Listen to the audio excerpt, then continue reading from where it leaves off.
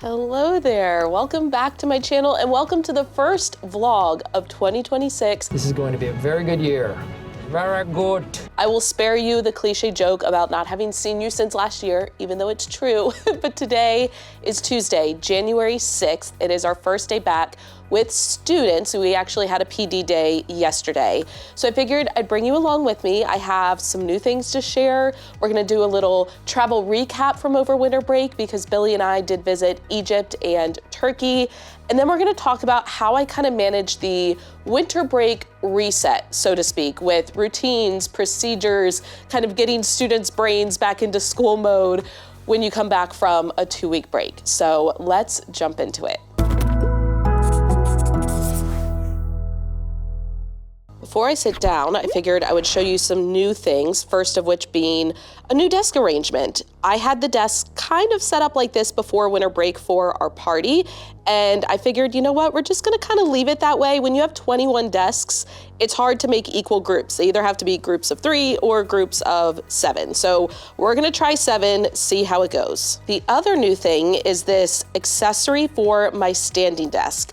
I came across this on Amazon and I had put it on my Christmas wish list, which Billy fulfilled, and it's not made specifically for my standing desk. As you can see, it just kind of attaches on the back by tightening, so it will work on pretty much any standing desk, but it has this section to be able to put papers and then this magnetic piece where you can store like pens, and I have my glue stick in there, my scissors, math manipulatives, things I feel like I'm constantly grabbing for.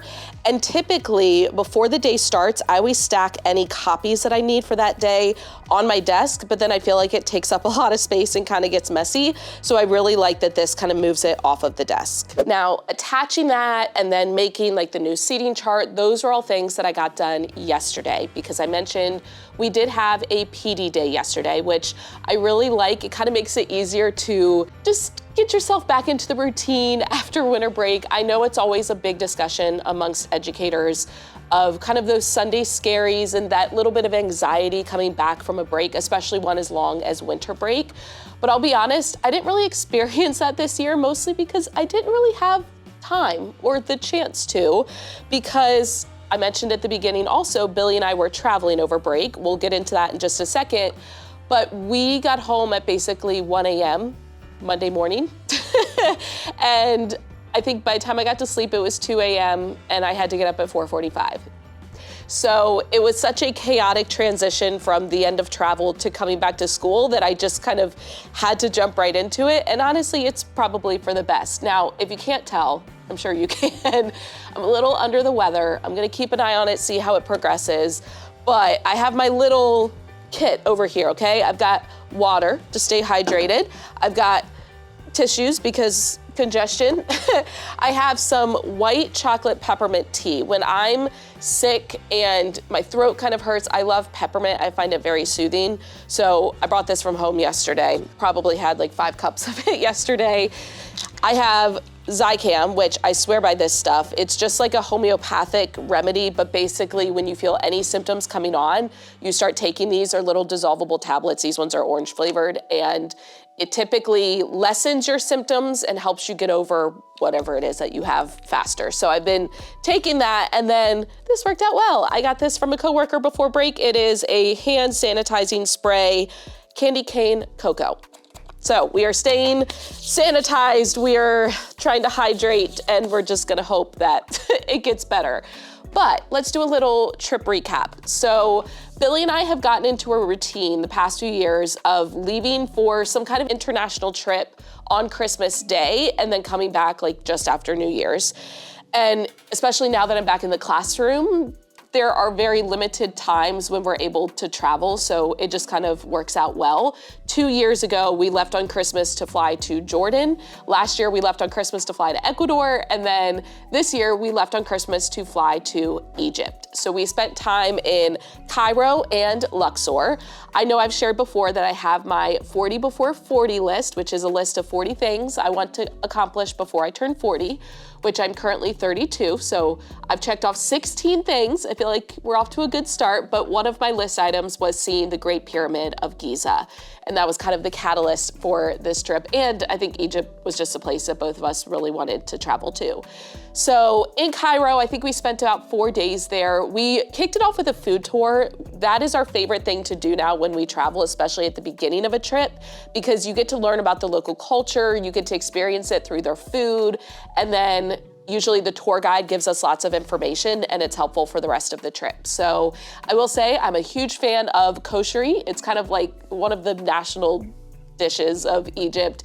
It's I was gonna say vegetarian, I think it's technically vegan-based dish. So it has like rice, lentils, like 3 different types of pasta, chickpeas, and then you put this like tomato sauce over top, and then you also add in like vinegar and chili sauce, and it was insanely good. We then obviously went to the Giza necropolis where the Great Pyramid is. There's technically 9 pyramids in that area. And we had a tour guide, so they walked us through, taught us a lot about the history. It was fantastic. We did end up riding a camel again, which is kind of funny because when we went to Jordan, we did a full day camel tour and we were like, never again. We were so uncomfortable by the end. But the only area to get a shot of all 9 pyramids at once, you can only get there by camel or horse. So like a horse carriage. Maybe there's spots where you can ride the horse. I don't know. Regardless, we got on the camel to go there to see all 9 at once. And then obviously we visited like the different areas. We went into the Great Pyramid. There's not a lot to see when you're in there. Like you get up to the top part and it's just like kind of an empty room. But at the same time, like we've flown halfway across the world to Egypt. We're gonna go in the pyramid. Crazy how you have to climb up there. It's super like steep and narrow, so you're almost like duck walking on the way up. We obviously saw the Sphinx. We took some funny photos with it. It was a lot of fun. And then from there, we directly went to the new Egyptian museum. It's called the GEM, the Grand Egyptian Museum. And that's where they have like all of King Tut's artifacts. We were able to see his golden funeral mask, and it was just overwhelming. It's the biggest museum in the world, and we've been to the Louvre in Paris, and this was even more overwhelming than that. Then we also went to Luxor. So we flew to Luxor. We spent about 3 days there. We did all the major highlights. We did Luxor Temple, Karnak Temple, Valley of the Kings, which was phenomenal. We went into King Tut's tomb. We were able to see his mummy. Look away if you don't want to see it, but so fascinating. We also went into Seti's tomb, which that one is like kind of the longest, deepest, and most colorful of the different tombs at Valley of the Kings. So far they have discovered 65. It used to be 64, but our tour guide told us they recently discovered another one. And they kind of have a selection of like 10-ish that you can choose from to go in. And your ticket includes 3, and then there's some that you can pay extra to go into, like King Tut's and Seti's. And then we did a sunrise hot air balloon tour over Luxor, which I cannot recommend enough. We had done a hot air balloon ride before here in the US, but there was just nothing like this. They were everywhere and they were all going up at once. It was just absolutely incredible. And then the views are phenomenal. And then we did a sunset felucca ride down the Nile, which also was fantastic. Not only am I your ship's captain, I am also your party captain. Billy got to row the boat a little bit because there wasn't a whole lot of wind, so one of the workers on the boat was rowing, and then Billy got to go up and give it a try. So phenomenal trip, very exhausting if you've ever been to Egypt, especially Cairo. Like, it is a massive city, and I don't think I've ever heard so much honking in my entire life, but we saw so many incredible sights. And then on the way home, we spent basically 12 hours in Turkey. So we flew into the Asia side of Turkey, the airport that's just outside of Istanbul on the Asia side, and then we drove from the Asia side to the Europe side. So technically we visited 3 different continents. We were in Africa, Asia, and Europe, which is insane. And we stayed at a hotel on the Europe side, kind of right by the Galato Bridge, and then we flew out of the main like Istanbul airport, which is on the Europe side. So we basically got in that night at like 7 p.m. We went out and we're like, okay, we want to like walk around the city at night. We want to go walk the Galato Bridge. They're known for these like mackerel like wrap, but we got one of those fresh, and then the worker at the restaurant or kind of stand like fed us fresh stuffed mussels that they're known for. It was just incredible. And then we got up early the next morning. Again, we just kind of walked around the city. We got a simit, which is almost like a Turkish bagel. And then we visited the Blue Mosque. And then I've heard it pronounced different ways, so I'm probably gonna butcher it, but either Hagia Sophia or I heard someone say Hagia Sophia, and I don't think that that's how you say it, but I don't know. Regardless, that was awesome. And then we walked around a little bit more, got some more food, got a Döner Durham to have in the taxi on the way to the airport. Oh, I have to tell you this, it's embarrassing, so okay, keep it between us. If you've ever seen the videos of the Turkish ice cream man where you go to get ice cream, which their ice cream is a real stretchy kind of texture, and so the person serving it kind of puts on a show and they play with you and they make it hard to grab the cone. Look it up if you have no idea what I'm talking about. But I was like, okay, we have to do this. It was 9 a.m. We got ice cream to be able to experience that. It was delicious, by the way. But I walked no more than 10 feet away from the little ice cream stand and tripped over a cobblestone, face planted in the street, and my ice cream cone just splattered all over. And it was so embarrassing because the guy who had just served it to me watched it happen. It's a top 10 embarrassing moment in my life. Thankfully though, he was nice enough to make me another one, but I'm gonna replay that moment in my head for a long time to come. Turkish delight, delicious. Okay, I think that's it. As I mentioned, got home really late, came in yesterday, had a PD day, not really feeling great. Oh, I did get these for my team teacher. I always like to bring back a little something. It's hard because we never have a lot of extra space in our bags and whatnot when we travel, but I was I've got to get something. So I got a little, the scarab or the scaraba, as they were saying, but it kind of symbolizes rebirth. It's a big symbol within the hieroglyphics and just the Egyptian history. So I got one of those for each of my team teachers, and then I also brought back some Turkish delight for them. I'm gonna bring it to lunch today and we can all kind of share and enjoy. Okay, let's talk winter break reset, which I think applies to teachers as well as students, but it's kind of that first week back from break where you wanna get students' brains back into school mode. You also need to review expectations, procedures, all of the things. And this year, I found these on TPT and I was like, you know what, let's try it. Something a little bit different. First, for morning work this week, I only printed out 4 days because we only have 4 days with students, but the pack on TPT did come with 5 days. I printed them 2 to a page, so they're kind of shrunk down, but it just has different activities. So write each word in your best handwriting. How many times can you find the word winter? A little would you rather, and they have to explain why, so getting in some writing, and then draw the other half of the snowflake. So just a little bit of kind of creativity, some doodling. Day 2 has a spelling challenge, so they have to try to make words from the word snowflake, which is hilarious because we live in Texas and it doesn't snow very often or hardly at all. But regardless, making an acrostic poem using the words January, another would you rather, and then a riddle. Day 3 has a logic puzzle. I love logic puzzles. Some unscramble the words and then complete the picture. So instead of a marshmallow, they have to make it into something else. And then day 4 has they get to come up with the punchline of the jokes. They get to choose adjectives and draw a snowman that matches, fill in the blank using some kind of analogies. And then there is a 5th day as well. So I will link that for you if you're interested. And then today, I opted to not do social studies, and I'm gonna use that time to share about my trip with students, because I always take pictures and videos and show it to them, but also to review expectations and procedures with my students. So I found this page on TPT. It was part of a pack. Again, I will link it. It's a find someone who, but it's kind of routine and expectation based. So for example, find someone who can name one classroom rule that helps everyone learn. Find someone who can explain how to line up quietly. So they're gonna have time to work on this, but I also put together some slides. So let me go ahead and show you that. So first, I mentioned that I will share pictures and kind of little video clips from my trip. And of course, I wanna tie in geography and things as well, and just help my students understand where I was and some of the history and the importance of the geography in the region, because we've been talking a lot about that with Texas history. So I started with just screenshotting Google Maps kind of at a world level. That way I can show them hey, here's us, and then here's where I was traveling to. Then I zoom in a little bit and I'm gonna ask them just what they notice, and I want them to notice the difference in color, and we're gonna talk about how this area is a desert. And then I zoom in even more on Egypt, and I want them to notice, hey, most of it is desert, but there is this green area, and we're gonna talk about the Nile and how that allowed those civilizations to really thrive in that area. Then I'll go through, this is more like satellite view, and I'll point out the specific areas that we were in, and then I'll show them pictures. So like some Nile pictures like during the day, and then at night, talk about the pyramids, get them to notice how many there were, and then I'll continue to go through. Then when it comes to going over expectations and procedures, obviously I want my students to have a chance to share about their winter break, but kind of in a more structured way.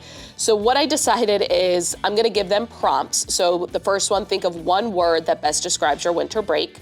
You're gonna find a partner who sits at a different table than you. Whoever is the shorter partner will be the first one to share, and then they're gonna have 1 minute to share total, so 30 seconds and 30 seconds. And this is just a video timer that I inserted from YouTube. Then think of 2 new things you did or got during winter break. Find a partner who has a different number of pets than you. Whoever is taller will go first, and then they'll have a minute to share. Think of 3 things you will miss from winter break. Find a partner who is in a different house than you, because we have a house system. First to share is the partner with the longer hair. And then think of 1 least favorite moment from winter break. Find a partner who was born in a different month than you. First person to share is the person who has the birthday first in the year. And then we're gonna do the find someone who. So I'm gonna give them 5 minutes to go around and try to complete their sheet. We're gonna obviously discuss it and go over it. And then we're gonna go through some scenarios. So you need to go to the bathroom while Mrs. Emerson is teaching. It's kind of this like, what would you do? Your pencil breaks while I'm teaching. You feel tired after winter break and don't want to do your work. Mrs. Emerson is giving directions, but your friend is whispering to you. You're confused about a question during independent work. You finish your work early, but notice students around you still working. You make a mistake on an assignment and start to feel frustrated. You are working with a partner on an assignment and you disagree. You are working on an assignment quietly and students around you are distracting you. You are walking in a line in the hallway and the student in front of you isn't moving forward. So just some different things to kind of discuss, like the routines and procedures and what's expected of students during that time. Then we also are starting a new math unit today. You may have noticed my math board has been reset. I got that done yesterday. This new unit is all focused on fractions. So we kick it off with composing and decomposing fractions. We will go into equivalent fractions, comparing fractions, adding fractions, subtracting fractions. So one of the things I did yesterday, first of all, I prepped materials I was gonna need for today. So I like to start off with just like cubes in order to introduce fractions, because what I'll do is I'll have them break off like 4 cubes and we'll say, okay, this is your whole. What would 1 piece be? What would 2 pieces be, etc. And you can easily change the whole. So then if I want to talk about 6, I could have them grab 6 pieces. Okay, this is now your whole. How much is 1 piece? And when it comes to composing and decomposing, they can literally just like break it apart and we can talk about the pieces. So 3 6 plus 3 6. And when I tell them to break it, they're all gonna break it in a different way. So it leads to some really good discussions. It's hands-on, but it's simple. So I have stacks of 10 for my students. In each group, the students will have like different colors, so it kind of makes it easy for them to keep track of whose is whose. I also have just basic strips of paper because they're going to be folding it. So they'll start by folding it into like thirds and labeling it, and then they'll shade in like one of the pieces. We'll talk about how that represents 1/3 and 2/3. Then on the other side, they'll fold it again to make 6, and again, we'll have another example. So super easy and simple. And then I went ahead and grabbed like manipulatives and things that I knew I would probably need to have on hand for students, especially like in small group. So first we have fraction towers. I think these are by far my favorite manipulative when it comes to fractions because they're color-coded, they're labeled, and because they stack, it makes it really easy when you're comparing fractions or finding equivalent fractions. So I have a couple of things of those. I also went ahead and got these like fraction tiles, but you'll notice these are not labeled. So most of the time, this piece represents the whole, and then you have the different color pieces, like this pink one would be 1/2. But technically, because they are not labeled, just like with the snap cubes, I could say this is a whole, and then you would have to find, like, for example, this would then be, is that 1/2 or maybe 1/3? I don't know. But regardless, they can try to fit the pieces and they can technically represent anything. So it's very open-ended. I grabbed a couple of those.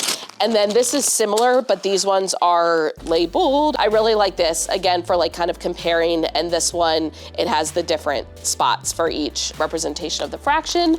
And then I also got some fraction circles. I don't love fraction circles, but it is important to represent fractions in different ways because when it comes comes to like the STAR test, it's not always going to be like boxes or squares that are divided into pieces. Sometimes they are represented in circles. So it's important to show students that. But I do like these because they are foam and they're quiet. I've also used the plastic ones that come in like a little bin and they all stack together, but they drive me nuts. So I've got some of those just for some different options. And then I also went ahead and grabbed from our math resource room, which as teachers, we can just go and kind of check out materials, use them, and then return them. There was this Fraction Fortress game that I figured would be a good early finisher option. I like to change up the things that I have in my like math centers for when they have extra time during flex time. But basically they spin and then they're building a fortress. So if they were to spin like 1/2, then they get to add this piece to their fortress. Does it go that way? Yeah. And then they're trying to create the biggest, tallest structure that they can. So I figured that would be a good option for them. I don't know if this is available on Amazon. It probably is. If I can find it, I will link it. But on that note, I'm gonna get ready for the day and then I will check in with you at the end of the day. Hopefully I'm feeling better. Keep your fingers crossed for me. Send all the healthy vibes my way because I think I'm gonna need them. Day 1 back, done. And I feel like the first day back is the hardest day because you have to just rip off the Band-Aid, get back into the flow of things and get back into your routine. And then it gets easier from there. But overall, had a really good day. It felt so nice to have my students back in my classroom again and to get to hear about their breaks and share about mine. Oh, be still my heart. I had a student who told me good morning in Arabic because they knew that I had been in Egypt. Like these are the moments that I just treasure and I really missed with my class. So it felt good in terms of how I am feeling. I don't feel worse and I'm gonna consider that a big win. I feel like I sound better. Maybe just all the talking throughout the day has kind of helped. And the one funny thing though is my phone has like Face ID and all day it's like not been recognizing my face. I'm like, do I really look that bad? But I feel like if I keep hydrated, I keep sanitizing, I'm gonna be okay. We're gonna make it through. I am gonna try to get back to the gym because I took off the past, 10 days or so from when I was traveling and I wanna get back into the routine of that, but I also wanna give myself some grace. I know that I need to prioritize rest, especially with being under the weather. So I'm gonna go home after the gym and try to get in bed early. I think that needs to be my goal for this year. Like, I don't need a resolution. I just need to start getting more sleep. I feel like that will solve so many of my problems, but I also know myself, so work in progress. If you enjoyed this vlog and you're excited for what's to come in 2026, give the video a thumbs up, hit the subscribe button and notification bell so you don't miss any future videos. I don't think I'm gonna vlog the rest of the week because I need to just kind of get back into the swing of things, but we'll pick up again next week with another vlog. If there's something specific you're wanting to see from me, leave a comment because it is really helpful for me to get that feedback. And as always, thank you for watching. I love you so much. Don't forget to put your positive pants on and I will catch you in the next one.